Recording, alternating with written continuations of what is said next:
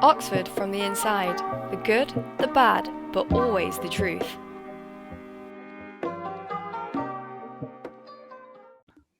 Hey guys, welcome to Oxford from the Inside, the good, the bad, but always the truth. Today we're joined with Laurel, Jemma, Ellis and Megan. Would you guys like to introduce yourselves? Hi, I'm Laurel. I'm just going into third year at Jesus College studying English. Fun hobbies and interests include paddleboarding. I play the piano. I also tried to learn the saxophone over quarantine, but I can't do the bit on it, so I gave up quite swiftly. But yeah. Nice. Hi, I'm Ellis. I'm going into my fourth year at Trinity College doing French. My fun hobby is I like weightlifting, and I've got into trail running over quarantine, and I have no musical ability whatsoever. Wait, before what's trial running? It's just kind of like running like up and down hills, like on trails and stuff. So like in woods and stuff like that. That sounds awful. Yeah. Why would you do that? Gyms were closed, and I needed to do something that actually would sort of keep me moving, and I live near like hills and woods, so I didn't have much choice. Wow. And Jemma? Hi, I'm Jemma. I'm a fresher doing English at Somerville College. My hobby most recently has just been binge watching Netflix during quarantine. Oh, nice. That's more. I've been more on that vibe than the running up hills for fun kind of vibe. Me too. Staying in bed. Hi, I'm Megan. I'm going into my third year doing chemistry at Trinity College. Over quarantine, I've started baking a lot. Bit sad, but I haven't posted my bread on Instagram, so that's a plus. I've kept it to myself. I'm also in the choir at college. Well, that's ruined my next Instagram post, but anyhow. But yeah, this episode's about, as you might have guessed, our new interviewers. Here they are. So we're going through a few changes in Oxford from the Inside. Me, Junaid and Abby will still be interviewing alongside these four. And this episode is just about getting to know them a bit more, seeing what their interests are, and what can we expect from the future from Oxford from the Inside. So starting with Laurel, how come you joined Oxford from the Inside, and have you done any Access work before? So I joined because of Access work. I met Sam and Mary. I met Mary when I did Unique as a 17-year-old, and then came back to be an ambassador. And then just basically wanted to kind of give more back. Did one podcast episode, and was like, oh, this is kind of fun, and I don't completely hate the sound of my own voice, so I'd quite like to get more involved in this. Give it time. Do you want to explain to us about a little bit more about what Unique is for anyone who doesn't know? Yeah, so it's the University Access and Outreach Programme. So it's students that come from backgrounds that wouldn't necessarily usually apply, and the whole purpose of the week is to get I was going to say kids, but they're like 17 years old, up into Oxford. Usually this year it obviously had to be virtual, but get them up, get their confidence built up so they do actually apply in the following October. And it's just like a really rewarding scheme, and it's really lovely to be involved in, and just quite great. So and it's a summer school, isn't it, for first year sixth form students from state schools at Oxford?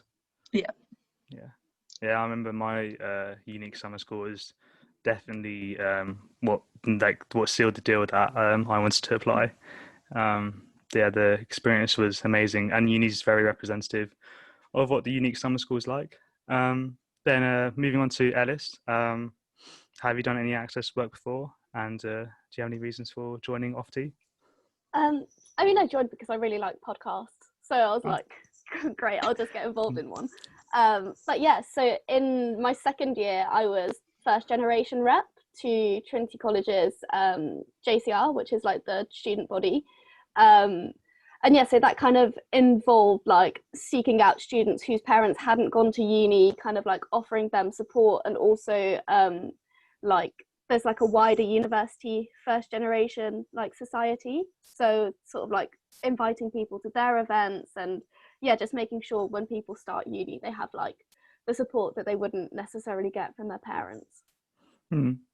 Or is out of interest, this is like completely off topic, but what podcasts were you interested in outside of Oxford from the Inside? That's a good question. So I'm really boring, and I quite like just like true crime podcasts. But also I quite like kind of comedy ones, so like YouTube based ones, or also like I've been listening to Ed Miliband's podcast a little bit, not out of like too much interest in what he's saying, but I think he's just got a really funny voice. I mean, anyone for listening who likes a podcast for someone's voice, David Tennant's podcast is quite the dream to listen to. He did one with James Corden. That was a good one. And just in general, someone asked me like, "Oh, what was the podcast about?" Genuinely could not recount, but I had a good time. It was nice. Also, I really like In Our Time podcast. The interview is the interviews are very funny, and they do like a little bit at the end, like after the podcast finish, and then they talk about how the podcast went, and it's just quite funny because a lot of the interviewees are like, "Oh, we didn't talk about this more," and they blamed the interviewer for not asking them the right questions, and the interviewer's like, "Oh, well, no, you guys could have said anything," and it's just I'd recommend that. BBC Radio 4 maybe. But anyways, back on the topic. Megan, have you done any access work before, and why did you join Oxford from the Inside?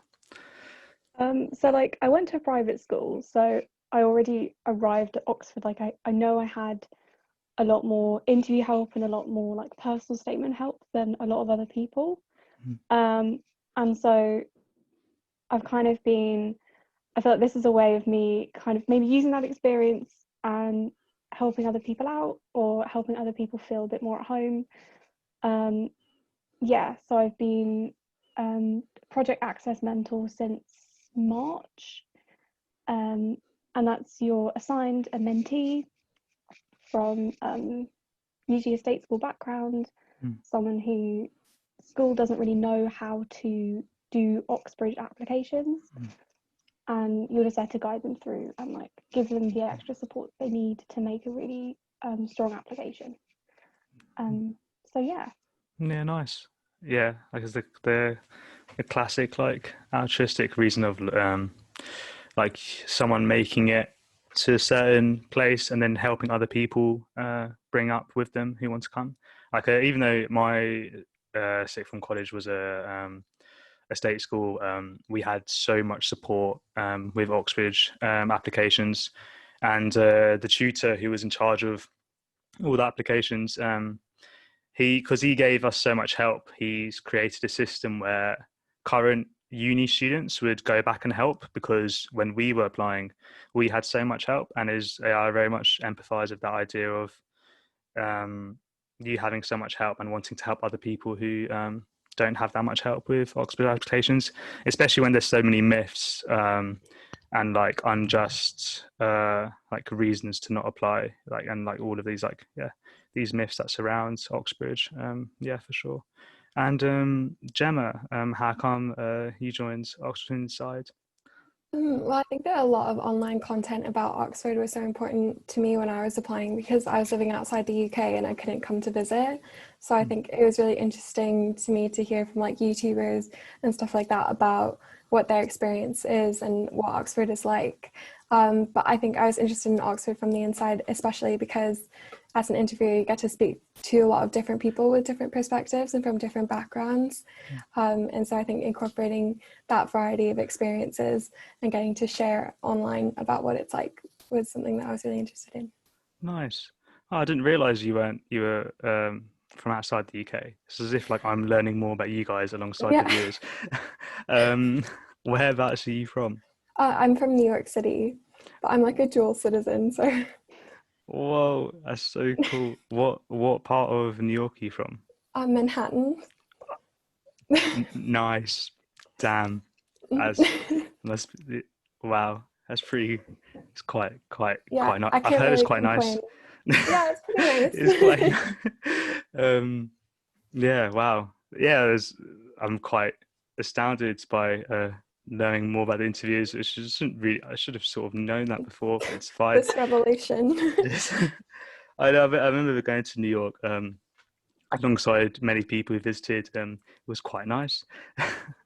I think top of the Rock was my personal favorite. I think we were up there for like 3 hours, and then someone asked me that we should go, so it might have been a lot longer. But anyways, you can tell I'm a bit bitter about that. Anyway, moving on. All right, so the episodes that we've made so far in Oxford from the Inside, which ones would you guys found personally useful when you were applying? Starting with Laurel. So the kind of like main bit I think that would have been super useful is just seeing like normal friendly people talking, which sounds really like a cop out of the question, but just realizing that there are people that aren't from these kind of massively affluent, very, very different backgrounds to me. Because obviously people are from all kinds of different places, and once you get up here, like, you usually do see that a lot more than like the myth around Oxford, I think. But also definitely the admissions episodes. Because I remember I was at my interview, like, you know, you get invited up and you're just staying in the accommodation, and that Oxford girl, which is like the Instagram kind of resources, she posted a thing about English interviews at my college because she'd been there, and I was like, this is like priceless information, and it really does help because it's, you know what's coming, because you can to an extent look it up before, but having somebody talk through it and be like, I'm still here, I'm still alive, like, you'll be fine when you're just in that moment of panic, I think is just really useful to have. So yeah. Nice. No, yeah, that's pretty priceless. Like advice from the same college, same subject interview. Damn. And Ellis, same question. Yeah, I mean, I think my answer is pretty similar to Laurel's, of like just what normal people at Oxford look like. But especially as well, the kind of like explaining what different courses are and like having people's opinions on those, because there wasn't much resources about what like a modern languages degree entails when I applied. And they, not to say it's like misleading what you find on the actual like Oxford resources, but like from listening to the podcast that Junaid and Eve did about what is modern languages, and you know, they highlighted the fact that modern languages is basically a literature degree with like a bit of translation in it, which definitely would have been nice to know beforehand. No, yeah, definitely, yeah. Yeah, especially because of, as you were saying, MFL, modern languages, really do differ between different universities. And same question for you, Megan. I don't know. I think the episodes on like how to choose a college, and also like the mental health episodes would have been really great to have. Just because, you know, the first time you show up in Oxford, it's a really, really scary experience. Like, you don't know anyone, you're completely new here, like, you don't know what anything is, you don't know how anything works. And so, like, those episodes on kind of daily life in Oxford would have been really nice, just to help me, like, settle in a bit better, I suppose. It definitely doesn't have to be scary when you first days of Oxford, because I remember my first few days, I'd say first term Oxford is probably my favorite term so far. It was like quite amazing. Just like I was just so excited to meet so many people. But also, if you're feeling very nervous, you're probably part of the majority, and that's okay. It's a really nice environment where I think Freshers Week and like not Freshers Week, but first year, the first few weeks, everyone's in the same situation where everyone wants to meet people. So it's not like when you move to I've never moved to a new school before, but when you move to a new school and everyone has their like set friendships and it's hard to integrate yourself. It's very like everyone, but in uni, everyone's like fresh and new. No one knows each other. I mean, and yeah, everyone's just very friendly and wants to get to know people. So yeah, should hopefully ease anyone going into uni this year. And yeah, that's yeah, I was thinking about that a little bit. it'll be really good fun. Yeah, as I said, that first term was my favorite thus far. And same question for you, Jemma. Yeah, I mean, I think the one on English personal statements would have been really helpful because I had no idea sort of what the tutors were looking for. But yeah, even some of the ones like Life at Oxford, like will I fit in at Oxford? They're still helpful now with like freshers, nerves and stuff before starting first term. So I think those ones definitely. Nice. Yeah, everyone should listen to the English personal statement episode just to hear how Mary cheated on her English exams. Sort of. That's not exactly true. That's why you should find out by listening to the episode. Hey, but I found it very funny. I can't believe she actually said that. I can't believe I just said that. But anyways, moving on. What was the last question? Oh yeah. So, what topics are you guys going to be interviewing about in the future? What should we expect from your episodes? Starting with Ellis. So I think I'm going to focus a lot on just like modern languages admissions for the next term or so, because obviously people are applying and there's not that much information about things like the admissions test, what modern languages interviews look like, and as well modern languages personal statements. Oh, nice. You know, we actually, yeah, that sounds really good. But for the admissions test, that episode will be coming out very soon. It's the next episode, so it should be coming out Thursday. But yeah, no, that sounds really good, for sure. And yeah, I imagine there's not much content on YouTube. One thing I really like about the podcast is how we're going through each subject individually and trying our best to go through each personal statement and admissions test and eventually interviews. Should be a lot of work, but should be fun along the way. So same question for you, Megan. What else can we expect from you?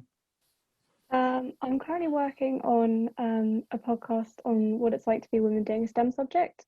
Obviously, it's close to my heart, but chemistry is one of the better ones in terms of like gender diversity, and so I think it's really nice to have, say, if you're doing physics or something, it's statistically much fewer women do physics, and so it'd be nice to have like a bit of advice, like a role model to look up to, and yeah, encourage more women to do STEM.